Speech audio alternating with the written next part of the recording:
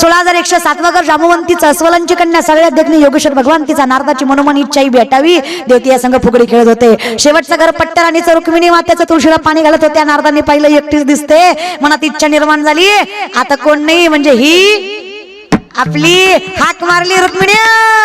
रुक्मिणी म्हणले रोज आईसाहेब म्हणणार गबाळ्यास डायरेक्ट रुक्मिणीवर आलंय, धुंदावलं का काय? नारदा नारद नाही नारद राव म्हणायचं। तुमच्या नवऱ्यानं सांगितलंय जिथं मी नाही तिचा नवरा तू।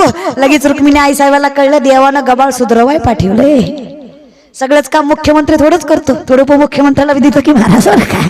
तसं हे दिलं होतं रखमाई मातेला। रखमाई माता म्हणल्या खरंय नारद राव, असं बी देवाचं वाटून माझ्या प्रेमात्मीला प्रेम लय कमी येतं। तुमचा माझा राजा राणीचा संसार कसले भारी, पण असं जाऊन जमत नाही, आपण विधिवत लग्न करू। तुम्ही पुढच्या कुंडात जाऊन आंघोळ करा। रुक्मिणी मातेनं गोड बोलून नारदाला अशा कुंडात पाठवलं जे पार्वती मातेनं शापित केलं होतं। महादेवाशिवाय जो कोणी यात आंघोळ करीन त्याचं लिंग प्रवर्तन होईल। नारद आत गेले खरं, पण वर आलेच नाही। वर आले नाही, वर आली उगच्या उग धोतर गेलं, साडी आली, चिपळ्या गेल्या, बांगड्या आल्या, नतनीन मुरनीन ठुशीन बोरमाळन चपल हरण लांबलं चकीनी उगच्या उग शिंडी गेली। चांगले नारायण नारायण करीत होते। ज्या वनात निघाले तिथं देवराजा नावाच्या राजानं तिला पाहिलं। एवढी देखणी स्त्री दिसली चवडीच्या शेंगासारखी। अहो तो आकरा विकरा दष्टपुष्ट काळा कुळकुळीत राजा तसल्या रानाला, तसल्या येड्याला, तसल्या रानात तसली देखणी स्त्री दिसली। त्याला वासना निर्माण झाली। देवराजानं हाताला धरलं आणि सांगितलं कोण आहेत ह्या? नारद की तो बाई नारदी। नारदांची काय झाली? नारदी झाली। हाताला धरलं, चल। त्या म्हणलं तुला माहित नाही मी कोण आहे? गप्पा तू चल। त्या म्हणले येडे मी आताच बदलले, गप्पा वडीत वडीत नील बळजुबरीनं लग्न केलं। वर्षाला एक वर्षाला एक वर्षाला एक लक्ष्मी आईची यात्रा यात्रा नाही लेकर 60 पोरं झाली। किती झाली? अरे 60 पोरं झाली। नारदी म्हणली धनी साठी बी पोरच होय, एखादी तरी पोरगी असू द्या। 61 वी मुलगी कपिल षष्ठी, 61 लेकर। आपल्याला 2 सांभाळणं होत नाही, माय तिचा जीव किती दमला असा। ती म्हणली एक खातं एक उठतं एक बसतं एक रडतं झोपतं, असलं सांभाळण्यापेक्षा मेलेलं रातचं उठल्या कुंडात जीव द्यायला उडी मारली, कुंडात उडी मारली पण मेल्या नाही, जागेवर शिंडी शिंडी। पुन्हा नारदीचं नारद झालं। नारद म्हणले सुटलो काही पटवीने पाण्याच्या बाहेर आल्या, गळ्यात हिना घेतला, हातात चिपळ्या घेतल्या, नारायण नारायण नारायण। रुक्मिणी माता दारातच हार घेऊन उभा होत्या। नारदराव कशाचा नारदराव? रावच राहिला नव्हता नारद नगे। आई साहेब आई साहेब आई साहेबच बरं। मी म्हणतो तू चुकलो होतो तर तोंडानं सांगायचं की लय चुकलो होतो, 2-4 शिव्या द्यायच्या। 61 बाळंतपण तेवढी बऱ्या कळा लय सोसलं ग। रुक्मिणी माता म्हणल्या तुमचा रोग सांगून बरा होणार यातला नव्हता। तुम्हाला 440चा व्होल्टेज नाही 1000 व्होल्टेजच द्यावा लागत होता। तुम्ही फक्त विचार करा पुरुष मंडळी, यांची एकदा नजर फिरली तर 61 लेकरं भोगावी लागली। तुमच्या आतापर्यंत कुठं कुठं फिरली, काय काय होईल दादा हो तुमचं? यत्र नारीस्त पूज्यन्ते रमन्ते तत्र दैवतः। जिथे स्त्रीचा सन्मान नाही तिथे भगवंताचा वास नाही। आम्ही का जगज्जननीला मानतो, आम्ही का भगवतीला मानतो, का आम्ही का आई भवानीला मानतो?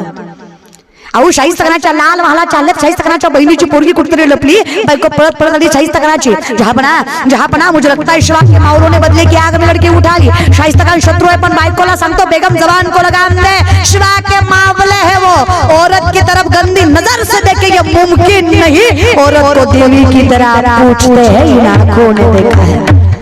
बायकोलाही कौतुक वाटलं, नवरा शत्रूचं कौतुक करतोय। जहापना शत्रु है वो आपका क्या लगता है आपको? हमने उनकी बहू बेटियां उठाई, यहाँ तक उनकी इज्जत तक लूट ली। उनकी औरत को गंदी नजर से देखा तो क्या वो बदले की आग में हमारी बेटी नहीं उठा सकते? बेशक वो शिवा हमारा जिंदगी मुश्किल कर देगा, जीना छीन लेगा, सल्तनत रुतबा नाम सब कुछ मिटा देगा, लेकिन जबान देता है शाइस्ता खान, बेटी उनकी हो या अपनी, वो खुदा की तरह ही उसको देखेगा।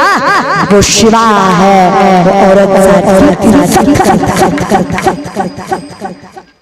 त्याचे वारसदार आहेत आपण। आपल्या नजरेतही तेच चारित्र्य, तेच पावित्र्य आणि तेच सामर्थ्य असलं पाहिजे.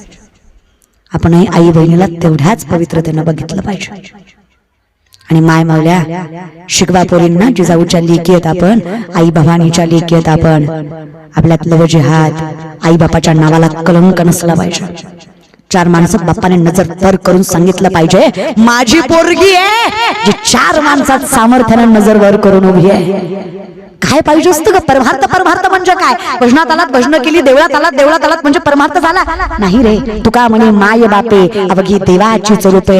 ज्याला मायबाप कळले त्याला पांडुरंग कळल्याचं सामर्थ्य, त्याला बाकीचा परमार्थ करायची गरज नाही लागत आहे. काय करता आणि कशासाठी रे हे सगळं उपद्व्याप? 5-10 मिनिटाच्या सुखासाठी? आणि कोण जग साथ देत रे? हे नावं ठेवणारीही साथ देत नाहीत आणि गोड बोलणारीही साथ देत नाहीत. मायबाप फक्त पाठीशी असतात वाईट काळात. अगं केला तुम्ही प्रेमविवाह, गेला हात धरून, तरी माईला वाटतं कशी आहे माझी पोरगी, असेल का बरी, चांगलं चालू असेल का तिचं, तरी मोठ्या मनाने माफ करते का ती. पण तुमच्या त्या सुखासाठी ते मायबाप किती भोगतात याचा विचार केलाय का तुम्ही कधी? पैसा कमी असेल तरी बापाला काही फरक पडत नाही, नाव नसेल तरी बापाला काही फरक पडत नाही. अहो 4 माणसांनी काही बोललं तरी बापाला फरक पडत नाही. पण जेव्हा पोरगा आणि पोरगी वाईट वागते तेव्हा 4 माणसात बाप कधीच ताटपणाने उभा टाकू शकत नाही. कारण जग त्याला म्हणताले स्वतःची लेकरं सांभाळू शकला नाही, तू काय आम्हाला 4 शब्द बोलतोस रे? आयुष्यात सगळ्यात मोठं दुर्दैव आहे त्या मायबापाचं जेव्हा त्याची लेकरं वाईट वागतात. आई लक्ष्मीच्या दारात सांगताय, पोरापोरींनो बहिणीसारखी, असक्या बहिणीसारखी माना, पायावर मस्तक ठेवतो तुमच्या. रात्री बेरात्री उठा, बापाच्या अंथरुणाजवळ जा, माईच्या अंथरुणाजवळ जा, जिलेले पाय सुरकुत्या पडल्या चेहरा बघा त्या माय बापाचा, पांडुरंग बघा त्यांच्या स्वरूपात आणि सांगा आयुष्यात नाही मोठं होता आलं तरी चालेल पण तुमच्या नावाला कलंक लागलं असं कधीच वागणार नाही. तुमच्या सुखाचं कारण नाही झालं तरी चालेल पण तुमच्या दुःखाचं कारण कधी होणार नाही. काय लागतं काय रे जगात परमार्थ करायला? नको देवा ही वासना, व्यक्तीचीही नको आणि पैशाचीही नको, सुखाचीही नको, वासनाच नको, ही सासूच नको. यडका मदन केवळ पंचन, यडका मारली शंकरा तिला ब्रह्माचा मात्रा. यडका मदन केवळ पंचन, यडका मदन केवळ पंचन. नकोच देवा. म्हणून विनंती आई भवानीकडे, सासू माझी जाच करी लवकर खपवी तिला. आता कोण राहिलं? जाऊ माझी फडफड बोली, जाऊ आशा. फार त्रास देते, बोडकी कर ग तिला. आता आशा मारायची आहे का? नाही, आशा संसारातली मारायची. बोडकी म्हणजे कोण मारायचा आहे? नवरा. नवरा म्हणजे कुठला? संसारातला. आशा नाही मारायची. आशा पाहिजे ना देवाच्या, देवाच्या प्राप्तीची आशा पाहिजे की नाही? आशा पाहिजे पण देवाची पाहिजे. मग कुठली मारायची? संसारातली. बोडकी कर ग. आता कोण राहिलं? नंदाचं कार्ट. हा, ननंद, इच्छेला झालेलं कार्ट, मोह. ननंद कोण आहे? इच्छा आहे. तिला कुठलं कार्ट झालं? मोह. कशाचा मोह आहे? सर्व सुखाची आशा जन्म. मोह या शरीराचा, पैशाचा, नंदनवृत्तीचा.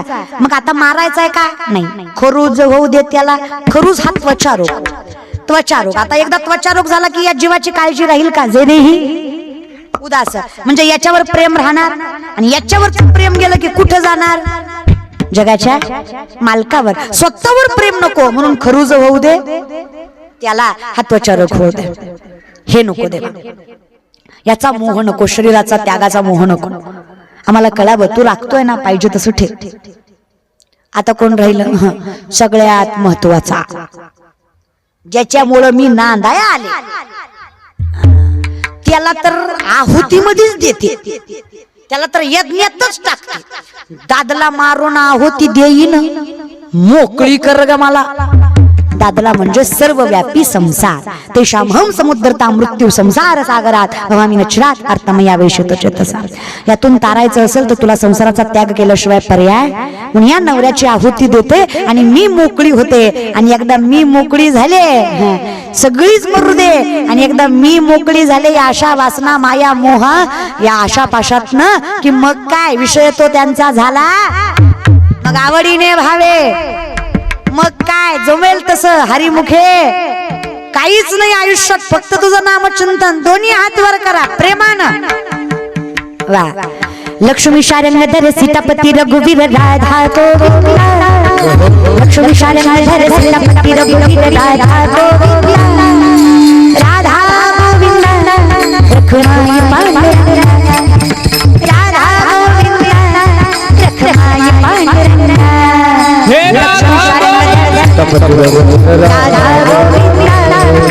लक्ष्मी शारंगधर सीतापती रघुवीर राधा गोविंदा.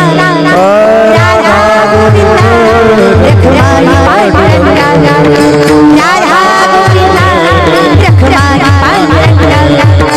राधा गोविंदा रखमाई पांडुरंगा. हरि बोल. राधा गोविंदा रखमाई पांडुरंगा.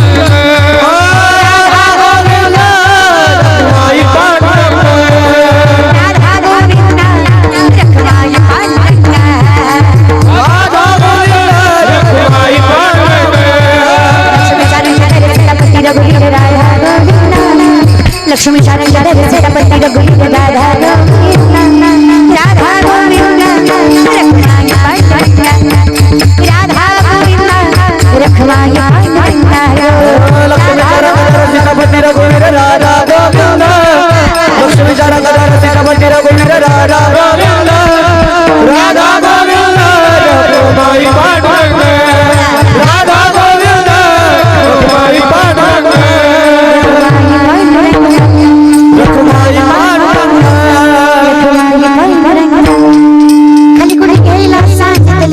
तुमचे हात सांगा. मी सांगितलं हात खाली घ्यायला घेतले तर घ्या. तुम्ही कुठे ऐकाय बसला बोलल्यावर झोंबत, पण मी बोलणार. तुम्ही एवढे आले यातले अर्धेच कीर्तन ऐकाय आले, अर्धे एकाच कामासाठी आले. टीव्हीत बघितली, एकदा समक्ष बघायची. तुमचंच खरं आहे असू द्या, तसं बी काही हरकत नाही. पण एक वाक्य सांगू लेख म्हणून, कीर्तनकार कोण आहे हे ऐकून कधी कीर्तनाला यायचं नाही. प्रसिद्धी प्रारब्धाचा भाग आहे. कोणाची कमी असते, कोणाची जास्त असते, पण जगाच्या मालकाच्या दरात उचनीच काही नसतं. कीर्तनकार व्यक्ती बघून कीर्तनाला यायचं नाही. गावात कीर्तन आहे म्हणून कीर्तनाला यायचं. सामर्थ्य कीर्तनाचं मोठं आहे. कीर्तनामुळे कीर्तनकार मोठा होतो, कीर्तनकारामुळे कीर्तन कधी मोठं होत नाही. नामदेव पायरी झाडणारी बाई काय आणि आयुष्य करणारा पुजारी काय, दोघाचा अधिकार सारखाच आहे. इथं काहीच वेगळं नाहीये. म्हणून फक्त प्रेमी भावे त्याचं नाव घ्या. जगाचा मालक सामर्थ्याने रक्षण करणार आहे. सगळा सर्वस्वाचा त्याग केला तेव्हा तुका मने घालो तयावरी. वाहू हा संसार नवरा मारून आहोती दिली. आता काय फक्त भजन. विठोबाय रखुमाई.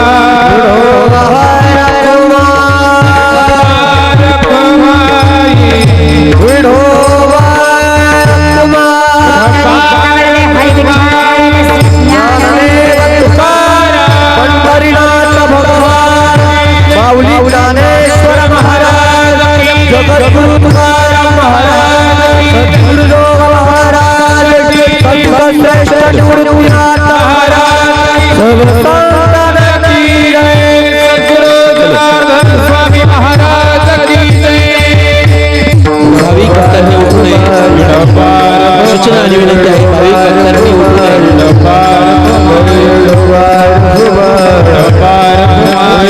या ठिकाणी ताईंचा सत्कार होत आहे. सूर्यकांत सोनार आणि रंजनाताई विलास नाईकवाडे बाल कीर्तनकार शिवलीला ताई यांचा सत्कार करत आहेत. भक्तांना विनंती आहे कृपया शेवटचा हा गोड कार्यक्रम चालू आहे. हरे जय जय विठोबार कुमाई. जय जय जय जय विठोबार कुमाई. विठोबार कुमाई. विठोबार